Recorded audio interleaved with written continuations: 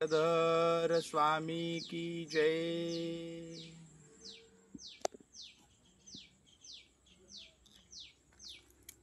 परब्रह्म परमेश्वर अवतार सर्वज्ञ श्री चक्रधर प्रभूंनी या कर्मभूमीमध्ये अवतार घेऊन जीवांना ज्ञान निरूपण केलं आणि सांगितलं की मी परमेश्वर, माझ्या दोन अवस्था आहेत, एक साकार रूप आणि निराकार रूप। साकार रूप म्हणजे मनुष्य वेश, व्यक्त अवतार रूप। मी आज अवतार रूपामध्ये श्रीमूर्तीधार्या परमेश्वर म्हणून या कर्मभूमीमध्ये जीवोद्धाराचं कार्य करीत असलो तरी सुरुवातीची माझी अवस्था ही निराकार अशी होती। निराकार म्हणजे कुठलाही आकार नाही। मी परमेश्वर निराकार स्थितीमध्ये होतो, कुठलाही आकार नाही। लांब, गोल, चौकोनी, त्रिकोणी, मनुष्याकृती, पशुआकृती, पक्षाकृती, कुठलाही आकार मला नव्हता। मी निराकार, अनंत, अमर्याद असा मी निराकार परमेश्वर। आणि माझ्या स्वरूपामध्ये अनंत शक्तींसह दया, माया, कृपा आणि करुणा हे चार गुण माझ्या स्वरूपामध्ये नित्य आहेत। त्या चार गुणांपैकी कृपा नावाचा गुण आहे। तो कृपा गुण म्हणजे दानशीलता, दातृत्व, दान देण्याची भावना। अगाध, अनंत, अमर्याद, सर्वशक्तिमान, परम ऐश्वर्याने अथिला असा मी निराकार परमेश्वर। आणि माझ्या त्या कृपा गुणामुळे माझ्या जवळील हा आनंद, मोक्षाचा आनंद कुणाला तरी द्यावा अशी माझ्या निराकार परमेश्वराला प्रवृत्ती झाली। आणि मग हा मोक्षाचा आनंद देण्यासाठी परमेश्वराने सभोवार जाणलं तर तिथे प्रपंच, देवता आणि जीव हे तीन पदार्थ उपस्थित होते। आणि त्या तीन पदार्थांपैकी, नित्य पदार्थांपैकी हा आपला मोक्षाचा आनंद घेण्यास कोण पात्र आहे तर प्रपंच हा जडमूड अवस्थेमध्ये असल्यामुळे याला मोक्षाचा आनंद काही प्राप्त होणं शक्य नाही, म्हणजे तो अनुभवू शकत नाही। देवता ह्या 81 कोटी 1.25 एवढ्या संख्येनं आहेत, परंतु त्या देवता सुद्धा बाहेरील कोणी आनंद देव म्हणलं तर त्यांना ते स्वीकारता येत नाही, त्या बद्ध आहेत। आणि म्हणून त्यांना मोक्षाचा आनंद त्या सुद्धा स्वीकारू शकत नाही। आणि मग राहिला जीव। हा जीव देवतांच्याच स्वरूपामध्ये, चैतन्य माया नामक जी देवता आहे त्या देवतेच्या स्वरूपामध्ये एका तम प्रदेशामध्ये तो जीव अनादी काळापासून सुख दुःख रहित अवस्थेमध्ये पडून होता। आणि मग परमेश्वराने जाणलं की हा जीव माझ्या मोक्षाला पात्र आहे, हा जीव माझ्या मोक्षाचा आनंद घेऊ शकतो। परंतु ह्या जीवाच्या ठिकाणी अविद्या नावाचा आदिमळ आहे। हा आदिमळ जीव, देवता, प्रपंच आणि परमेश्वर ह्या चार नित्य पदार्थाप्रमाणे हा आदिमळ सुद्धा अनादी आहे. आणि हा आदिमळ ह्या जीव स्वरूपामध्ये मिसळलेला आहे. जोपर्यंत हा जीव स्वरूपामध्ये मिसळलेला राहील तोपर्यंत हा जीव माझ्या मोक्षाचा आनंद उपभोगू शकत नाही. जेव्हा प्रयत्न करून हा आदिमळ, हा आद्यमळ ह्या जीवापासून वेगळा केला, ह्या आद्यमळापासून हा जीव जर मुक्त केला तर तो माझा मोक्षाचा अधिकारी होऊ शकतो, माझ्या आनंदाला तो पात्र होऊ शकतो. हे परमेश्वरांनी जाणलं आणि मग ह्या जीवाला मुक्त करणे म्हणजे ह्या आदिमळापासून मुक्त करून आणि मग त्याला मोक्ष देता येऊ शकतो, हे परमेश्वरांनी जाणलं. आणि ह्या जीवाला मुक्त करण्यासाठी आणि ह्या जीवांचा उद्धार करण्यासाठी परमेश्वरांनी ह्या सृष्टीची रचना करण्याची परमेश्वराला प्रवृत्ती झाली. आणि मग ही प्रवृत्ती परमेश्वरांनी आपली जी मुख्य शक्ती आहे चैतन्य माया, त्या शक्तीला ही प्रवृत्ती जाणविली, म्हणजे त्या चैतन्य मायेला आज्ञा केली. भगवान श्रीकृष्ण गीतेमध्ये या आज्ञेचं वर्णन फार सुंदर रीतीनं करतात. भगवान श्रीकृष्ण 14व्या अध्यायामध्ये 3ऱ्या व 4थ्या श्लोकामध्ये भगवंत म्हणतात की हे अर्जुना, मम योनिर महद्ब्रह्म तस्मिन् गर्भं दधाम्यहं संभव सर्वभूतानां ततो भवति भारत. सर्व योनिषु कौन्तेय मूर्तय संभवन्ति याः तासां ब्रह्म महद्योनिर अहम बीज प्रद पिता. हे अर्जुना, मी निराकार परमेश्वर, माझी महत ब्रह्म ही आदिशक्ती, मम योनिर ती माझी योनी आहे.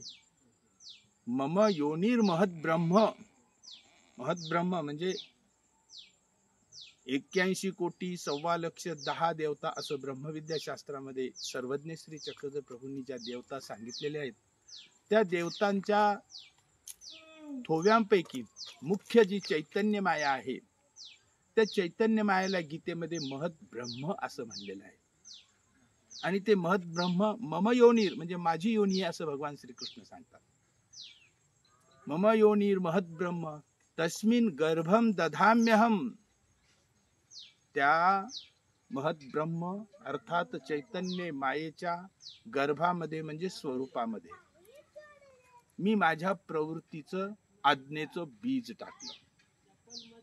ब्रह्मविद्या शास्त्रामध्ये परमेश्वर श्री चक्रधर प्रभू सांगतात 3 परमेश्वर, सच्चित आनंद, सच्चित आनंद, ब्रह्म माया ईश्वर, ह्या तिन्ही च स्वरूप ज्या ठिकाणी सामायिक आहे, जिथे मायेचं स्वरूप, सद्ब्रह्माचं स्वरूप आणि परमेश्वराचं स्वरूप आहे, अशा त्या योनीमध्ये त्याला महत ब्रह्म, मम योनिर महत ब्रह्म, अशा त्या ठिकाणी परमेश्वराने, निराकार परमेश्वराने सृष्टी रचनेच्या प्रवृत्तीचं बीज टाकलं. मम योनिर महत ब्रह्म तस्मिन् गर्भं दधाम्यहं. गर्भ म्हणजे स्वरूप, त्या 3 परमेश्वराचं स्वरूप म्हणजे महत ब्रह्म, चैतन्य माया ही योनी परमेश्वराची. त्या चैतन्य मायेचं स्वरूप जिथं आहे तिथं ब्रह्माचं पण आहे, परमेश्वराचं पण स्वरूप आहे. अशा 3 परमेश्वराच्या त्या ठिकाणी जिथे चैतन्य मायेचं स्वरूप आहे ती योनी. मम योनिर महत ब्रह्म तस्मिन् गर्भं दधाम्यहं म्हणजे त्या स्वरूपामध्ये आज्ञेचं बीज टाकलं. कोणती आज्ञा? संभव सर्वभूतानां ततो भवति भारत. सर्व योनिषु कौन्तेय मूर्तय संभवन्ति या तासां ब्रह्म महद्योनिर अहम बीज प्रद पिता. की हे चैतन्य माये, तू ह्या सृष्टीची रचना कर. आणि मग परमेश्वराच्या प्रवृत्तीनं चैतन्य मायेने ह्या सृष्टीची रचना केली आणि स्वतःच्या स्वरूपामध्ये, तम स्वरूपामध्ये जे जीव आहेत ते सर्व जीवांना या सृष्टीमध्ये आणलं आणि त्या ठिकाणी सृष्टीमध्ये आणून ही सगळी रचना केली.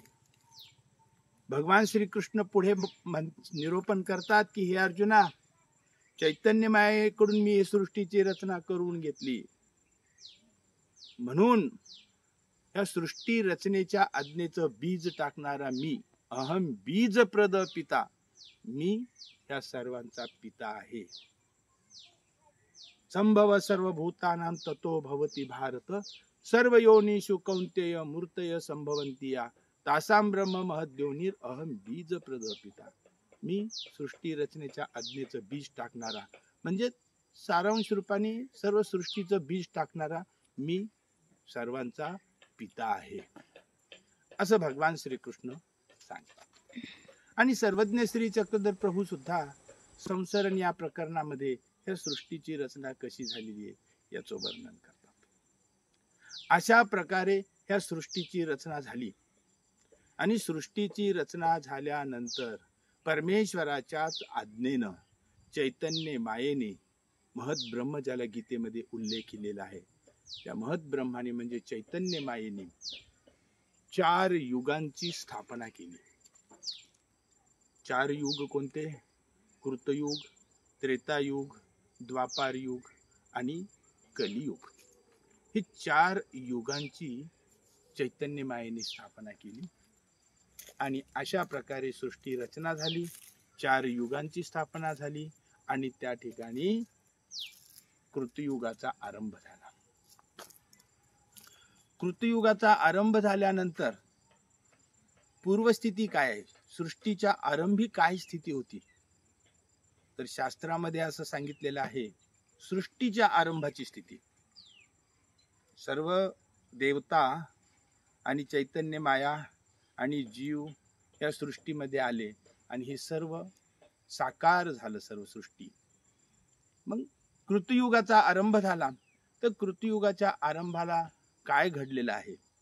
लीळा चरित्रामध्ये पण याचं सुंदर वर्णन आलेलं आहे की सृष्टीच्या आरंभ आणि त्या आरंभाला प्रतिष्ठान नगरीमध्ये, प्रतिष्ठान येथे ब्रह्मदेव कमल पुष्पावरती बसलेले असताना त्यांना 4 पुत्र उत्पन्न झाले, मानस पुत्र.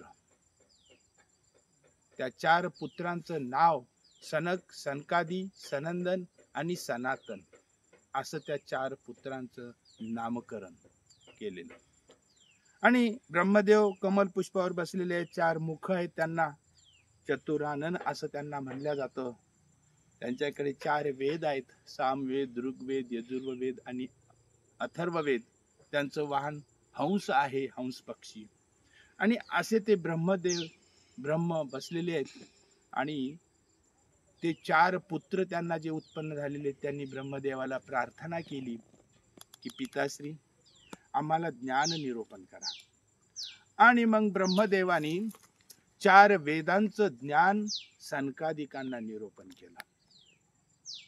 4 वेद हे वेद त्रिगुणात्मक आहेत आणि देवता सुद्धा त्रिगुणात्मक आहेत. म्हणजे देवतांचं अंतर्याग बहिर्याग ज्ञान हे वेदांमध्ये आहे. भगवान श्रीकृष्ण गीतेमध्ये सांगतात की त्रैगुण्य विषया वेदा स्त्रे गुण्यो भवार्जुन. हे अर्जुना, वेद त्रिगुणात्मक आहेत. आणि हे वेदाचं ज्ञान ब्रह्माने सनकादिकाला निरूपण केलं.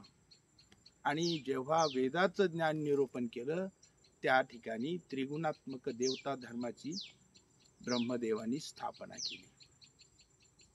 त्रिगुणात्मक देवता धर्माची त्या ठिकाणी ब्रह्मदेवानी स्थापना केली. अजून एका देवता धर्मशास्त्रामध्ये सांगितलेलं आहे की ब्रह्मदेवानी 4 वर्णाची सुद्धा तिथे स्थापना केली. ब्राह्मण, क्षत्रिय, वैश्य आणि शूद्र. ब्राह्मण मुखातून, छातीमधून क्षत्रिय, जांघेमधून वैश्य आणि पायातून शूद्र, असे 4 वर्ण त्या ठिकाणी ब्रह्माने स्थापन केले. आणि 4 वेदांचं निरूपण केलं आणि तिथे देवता धर्माची स्थापना केली. तो देवता धर्म म्हणजेच सनातन धर्म होय. संपूर्ण 81 कोटी 1.25 लक्ष 10 देवता आहेत. वेदामध्ये देवतांचंच वर्णन आलेलं आहे. त्रिगुणात्मक वर्णन आलेलं आहे आणि हे देवता धर्माची स्थापना 4 वेदांचं निरूपण करून ब्रह्मेयांनी त्या ठिकाणी स्थापना केली आणि त्या देवता धर्माचं नाव सनातन धर्म असं त्या ठिकाणी पडलेलं आहे. आणि हा सनातन धर्म स्थापन झालेला 4 वेदांचं ज्ञान प्राप्त झालेले सनक, सनकादी, सनंदन आणि सनातन हे 4ही ऋषी कुमार आणि त्या वेदांचं अध्ययन करू लागले, सखोल अध्ययन करू लागले, चिंतन करू लागले आणि त्या चिंतनामधून, मंथनामधून, सखोल अशा अध्ययनामधून त्यांना 3 प्रश्न निर्माण झाले. पहिला प्रश्न असा की ह्या सृष्टीची रचना कोणाच्या आज्ञेने झालेली आहे, कोणी केलेली आहे. दुसरा प्रश्न त्यांना उपस्थित झाला की ह्या जीवाला अविद्या बंधनातून सोडविणारा कोण असा समर्थ आहे. आणि तिसरा प्रश्न त्यांना असा निर्माण झाला की ह्या जीवाला शाश्वत असा मोक्ष देणारा कोण आहे, शाश्वत चिरकाल असा मोक्ष देणारा कोण आहे. आणि ह्या 3 प्रश्नांची उत्तरं त्यांनी वेदांमध्ये खूप शोधली, पण त्या वेदामध्ये त्यांना त्या प्रश्नांची उत्तरं सापडली नाहीत. आणि मग ते सनकादिक ब्रह्मेयाकडे आले आणि नतमस्तक होऊन म्हणाले की पिताश्री, आम्हाला या प्रश्नांची उत्तरे सांगा. आणि ब्रह्मदेवाच्या समोर त्यांनी ते 3 प्रश्न मांडले. आणि ते प्रश्न ऐकल्यानंतर ब्रह्मदेव अंतर्मुख झाले, विचार करू लागले, उत्तर शोधू लागले. पण ब्रह्माला सुद्धा त्या प्रश्नांची उत्तरं मिळाली नाहीत. कारण ब्रह्माला वेदांच्या पलीकडे माहिती नव्हतं आणि वेदांमध्ये या प्रश्नांची उत्तरं नाहीत. कारण भगवान श्रीकृष्ण गीतेत सांगतात, त्रैगुण्ये विषया वेदा निस्त्रैगुण्यो भव अर्जुन. अर्जुना, वेद हे त्रिगुणात्मक आहेत. त्रिगुण म्हणजे देवतांचंच मार्गदर्शन करणारे आहेत, कारण देवता त्रिगुणात्मक आहेत. आणि परमेश्वर निर्गुण आहे, या त्रिगुणाच्या वेगळा आहे. वेद त्रिगुणात्मक आहेत, परमेश्वर निर्गुण आहे. परमेश्वराचं ज्ञान त्या वेदांमध्ये नाही. आणि म्हणून ब्रह्माने खूप प्रयत्न केला, पण त्या वेदामध्ये त्यांना त्या प्रश्नाची उत्तरे मिळाली नाहीत. आणि मग त्यांनी त्या निराकार परमेश्वराची प्रार्थना केली. आणि मग तो निराकार परमेश्वर, चैतन्य पर परमेश्वर, अगाध अनंत अनंत शक्तीने युक्त ज्ञानमय आनंदमय असा तो परमेश्वर आणि त्या ठिकाणी हंस रूपाने प्रगट झाले. असं सांगितलेलं आहे ब्रह्मविद्या शास्त्रामध्ये की परमेश्वर श्रीमूर्तीधारी परमेश्वर, दत्त म्हणजे दान देण्यासाठी, जो जीवाला ज्ञान देण्यासाठी अवतरलेला होता, असा तो परमेश्वर श्रीमूर्तीधारी परमेश्वर. आणि तो हंस, जे वाहन ब्रह्माचं तिथं होतं, त्या हंसाच्या हृदयामध्ये तो परमेश्वर प्रवेशला, श्रीमूर्तीधारी परमेश्वर. आणि त्या हंस रूपाने त्यांनी अवतार घेतला आणि त्या ठिकाणी ब्रह्मविद्येचं ज्ञान त्या सभेमध्ये निरूपण केलं सनकादिकांनी. कारण परमेश्वराची एक विद्या आहे, ती विद्या आहे ब्रह्मविद्या. आणि सनकादिकाला ब्रह्मविद्येचं ज्ञान निरूपण केलं. सनक, सनकादी, सनंदन आणि सनातन ह्या 4ही ऋषी कुमारांना परमेश्वरांनी तिथे निरूपण केलं. श्री हंस प्रभूंनी, जो परमेश्वराचा अवतार झाला, त्यांनी हंस प्रभूंनी ज्ञान निरूपण केलं आणि या प्रश्नांची उत्तरे दिली की मी परमेश्वर, समर्थ असा परमेश्वर, माझ्याच आज्ञेनं त्या सृष्टीची रचना चैतन्य मायेने म्हणजे माझ्या मुख्य शक्तीने केलेली आहे. मी परमेश्वर ह्या जीवाला अविद्या बंधनातून मुक्त करण्यास समर्थ आहे. मीच या जीवाला बंधनातून सोडविणार आहे. आणि तिसऱ्या प्रश्नाचं उत्तर, मी परमेश्वर, मीच ह्या जीवाला शाश्वत असा मोक्ष देणार आहे. आणि तात्काळ त्या सनकादिकांना तिथे बोध झाला आणि त्यांनी उठून श्री हंस प्रभूंना दंडवत केला. आणि त्या ठिकाणी आणि त्या प्रसंगी परमेश्वर धर्माची स्थापना झाली. तो पहिला परमेश्वराचा धर्म या सृष्टीमध्ये प्रगट झाला.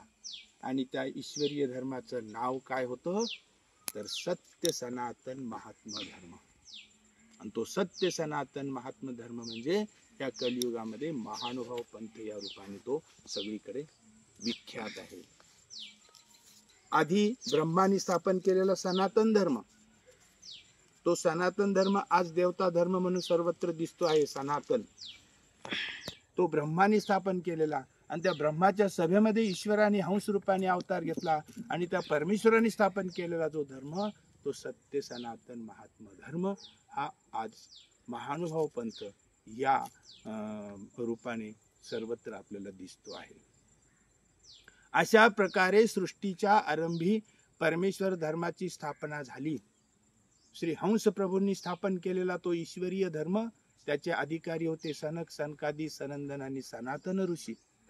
आणि मग त्यांनी या धर्माचं ज्ञान सर्वत्र प्रसारित केलं आणि कृतयुगामध्ये हा धर्म मोठ्या स्वरूपामध्ये सगळीकडे प्रसारित झाला. हंस प्रभूंचे ज्ञान जे ब्रह्मविद्याशास्त्र जे अस्थिपरीचं ज्ञान आहे ते प्राप्त करणारे ज्ञानी आहे. आणि त्या ज्ञानीयामध्ये त्या काळामध्ये कृतयुगामध्ये दोन वर्ग तयार झाले.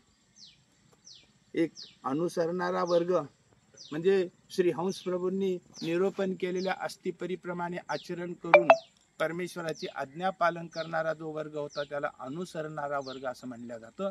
तो वर्ग उद्धरून गेला, तो मोक्षाला गेला.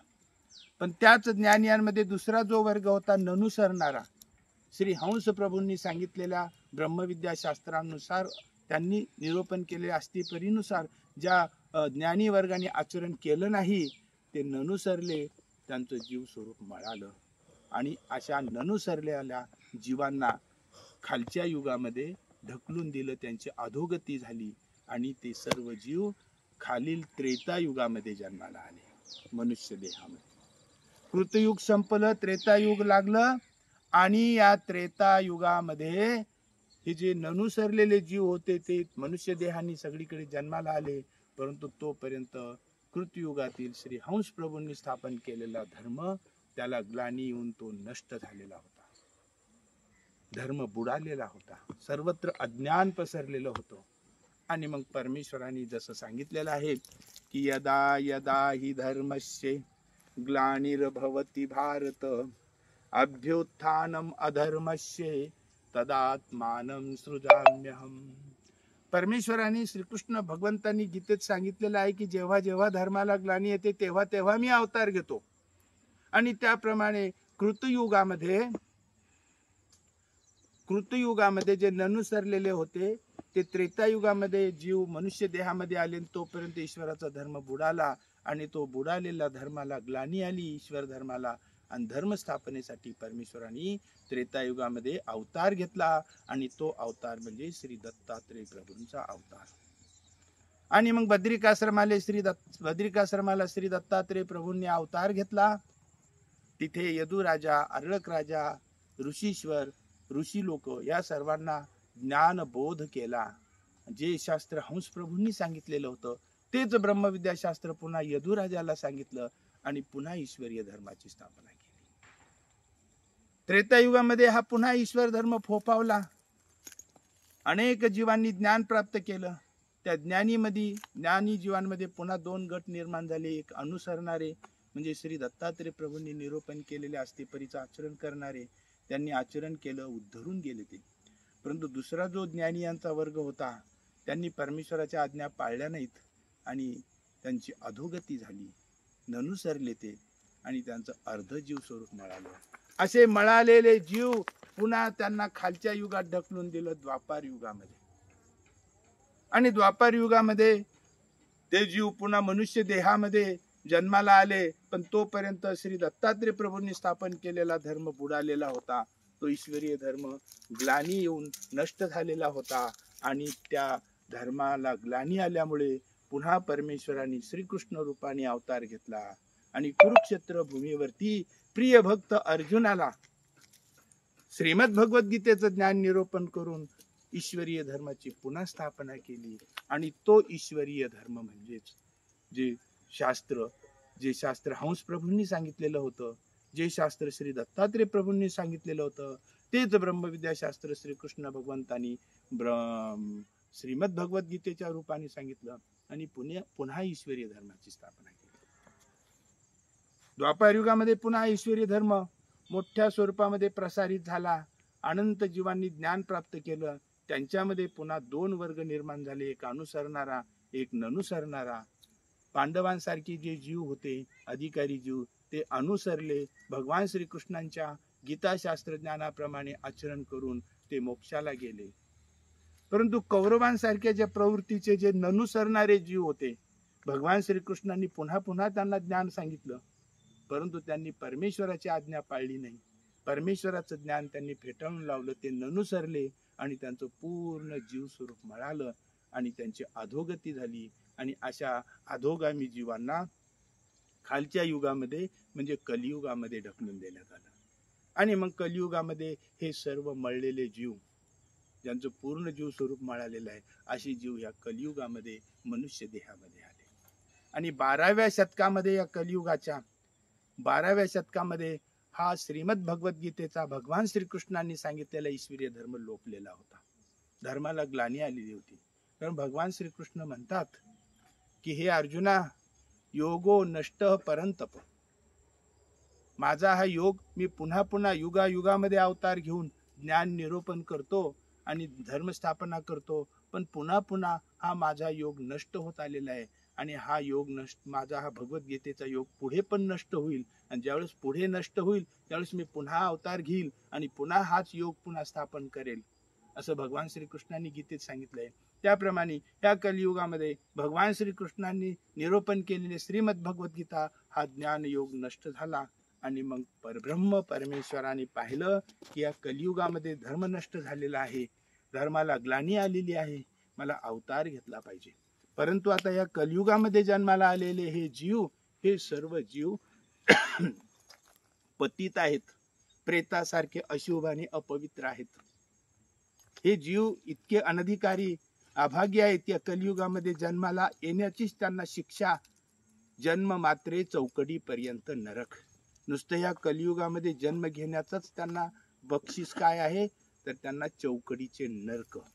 इतकं हे जीव हे युग अपवित्र, आणि हे जीव अपवित्र आहेत, अधोगामी आहेत, पतित आहेत. त्या पतित जीवांचा उद्धार करण्यासाठी मला अवतार घ्यायचा आहे. हे जीव पतित आहेत, अपवित्र आहेत, अशुद्ध आहेत, प्रेतासारखे बनलेले आहेत. आणि म्हणून मला ह्या कलियुगामध्ये पतित पावन पतित उद्धारक असा मला एक वैशिष्ट्यपूर्ण अवतार घ्यायचा आहे. हे परमेश्वराची प्रवृत्ती. आणि परमेश्वर ह्या कलियुगामध्ये आले आणि परमेश्वरांनी प्रेतामध्येच अवतार घेतला आणि संदेश दिला की जसं प्रेत अपवित्र आहे, त्याला शुद्ध करून, त्याला पवित्र करून, त्याला उभं करून, त्याला कार्याला आम्ही लावणारे ईश्वर अवतार आहोत. हा मेसेज देण्यासाठी, हा संदेश देण्यासाठी या कलियुगातील जीवांना, हे प्रेतासारखे पडलेल्या जीवांचा उद्धार करणं, हे आम्ही कार्य स्वीकारलेलं आहे. हा विचार देण्यासाठी परमेश्वरांनी प्रेतामध्येच या कलियुगामध्ये अवतार घेतला.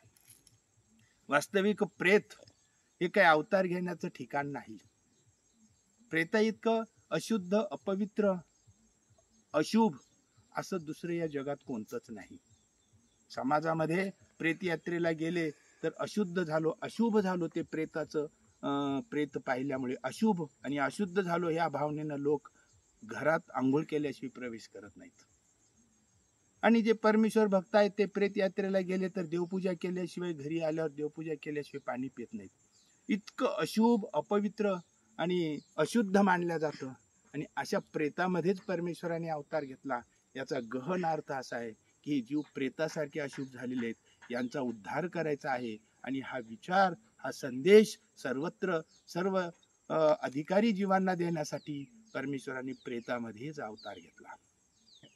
12व्या शतकामध्ये गुजरातमधील भरवस या नगरामध्ये तेथील राजा विशाळदेव, त्याची पत्नी मालनी आणि यांच्या उदरी जन्मलेला हरिपाळ देव हा युवराज वयाच्या 25व्या 27व्या वर्षी अकस्मात मृत्यू पावतो काय, त्याचं प्रेत स्मशानामध्ये आणलं जातं काय, आणि त्या प्रेताला अग्नी देण्यासाठी जेव्हा स्वतः राजा विशाळदेव त्या प्रेताजवळ जातो आणि त्याच वेळेस परमेश्वर त्या प्रेतामध्ये प्रवेश करतात आणि अवतार घेतात.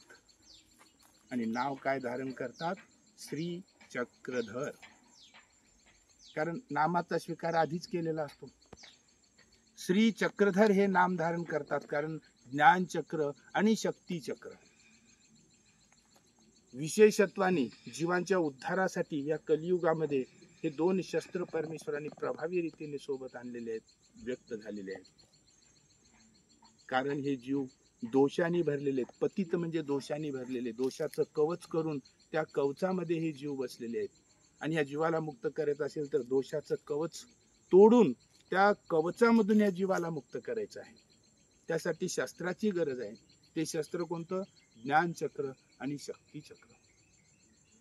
नारळ असतं श्रीफळ, प्रेमाने फोडून कोणी नारळ खाऊ शकत नाही. त्या नारळावरती प्रहार करून त्याचं वरचं कवच फोडावं लागतं, तोडावं लागतं, आणि मग त्या कवचाच्या आतमधील खोबरं खायला मिळतात. त्याप्रमाणे हा जीव स्वतःच्या भोवती कवच बनवलेलं आहे दोषाचं, त्या कवचामध्ये बसलेला आहे. आणि त्याला तोडण्यासाठी शक्तिचक्र आणि ज्ञानचक्र हे दोन चक्र विशेष प्रभावी रीतीनं परमेश्वरांनी सोबत घेतले आणि त्या प्रेतामध्ये अवतार घेतला आणि नाव धारण केलं श्री चक्रधर. आणि त्याच ठिकाणी परमेश्वरांनी म्हणजे अवतार कार्याची दिशा ठरवलेली आहे की पतित पावन पतित उद्धारक. कृतयुगामध्ये आकाश मार्गे येऊन सनक सनकादी सनंदन आणि सनातन ह्या ऋषी कुमारांना सदाचारी सुसंस्कृत संस्कारक्षम अशा उच्च प्रतीच्या संस्कारी जीवांना ज्ञान दिलं आकाश मार्गे येऊन. त्रेतायुगामध्ये यदुराजा, अरळक राजा, सहस्रार्जुन, ऋषी बद्रिकाश्रमाचे यांना ज्ञान दिले, हे संस्कारी जीव होते. द्वापार युगामध्ये पांडव, अर्जुन ह्या संस्कारी जीवांना ज्ञान दिलं. परंतु ह्या कलियुगामध्ये दरोडेखोर नागदेवाचार्यांसारखे पुरीकर नागदेव आणि 18 पगड झोपडीमध्ये, अरण्यामध्ये, वनवासी, आदिवासी या सर्वांमध्ये धर्माचं ज्ञानबोध करून त्या जीवांचा उद्धार करण्याचं परमेश्वरांनी निश्चय केलेला, दिशा ठरविलेली, आणि जे पतित आहे, जे रंजलेले आहेत, जे गांजलेले आहेत, अशा जीवांचा उद्धार करण्यासाठी परमेश्वरांनी नियोजनच ठरवलेलं होतं. आणि म्हणून परमेश्वरांनी प्रेतामध्ये अवतार घेतला आणि श्री चक्रधर नाव धारण करून आणि महाराष्ट्राच्या रस्त्याने श्री चक्रधर प्रभू निघाले, महाराष्ट्रामध्ये आले आणि येथील गाव गावी, खेडो पाडी वाडी वस्त्यावरती, झोपडीमध्ये, सालबर्डीच्या डोंगरामध्ये, पारधी, भिल्ल, वनवासी, आदिवासी, त्यानंतर बिंजी गोंडवाडा, त्यानंतर ओरंगल, आणि अशा प्रकारे अनंत जीवांचा श्री चक्रधर प्रभू परमेश्वराने उद्धार केला. आणि या ठिकाणी हा ईश्वरीय धर्म स्थापन केला, ज्याचं नाव आहे महानुभाव पंथ. या महानुभाव पंथाचं प्रारंभीचं नाव आहे सत्य सनातन महात्मा धर्म. म्हणूनच आज आपण आजही सत्य सनातन महात्मा धर्म की जय असा जयघोष करीत असतो. सर्वज्ञ श्री चक्रधर स्वामी की जय.